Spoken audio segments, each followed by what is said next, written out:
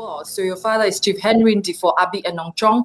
He was a renowned barrister, a business magnate, a luminary. He's also famed for helping to create the Bar Association in Cameroon. What do you remember your father for, Rebecca?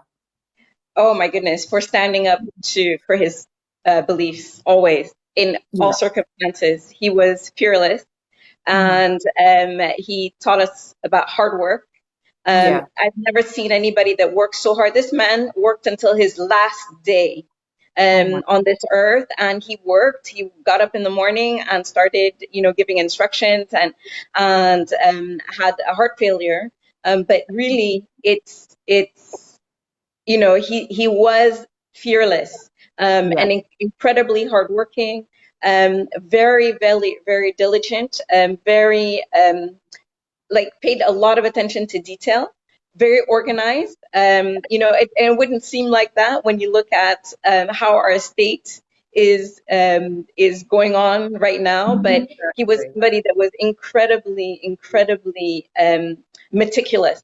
And I think people don't realize how much that was that impacted him as a lawyer. He was the first Cameroonian lawyer in Douala. And people don't realize that. And many the lawyers that were in Douala at the time were all French. And they told him that he couldn't practice in Douala, that he could only practice in the Southwest or the Northwest. But if he wanted to practice in Douala, then he had to pass the French bar. And my father sued.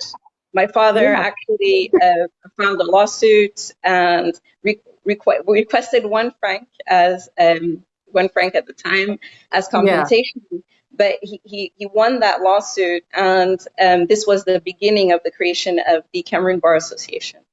Yeah, and your father did not just found the Western Cameroon Bar Association, but he went on to find the integrated Cameroon Bar Association, both the Francophone and the Anglophone one that we have currently. Yeah, that's correct. I think my father was a great believer in coming together as a nation.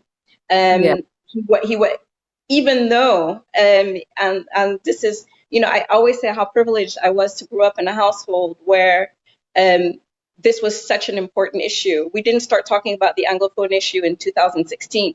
This is something that I grew up with. And he created an organization in the early 90s called the Cameroon Anglophone Movement. And he chaired that organization for some time. This is the organization that became, that has grown and continued in its various forms. But he was obviously very, very active in fighting for the rights of Southern Cameroonians.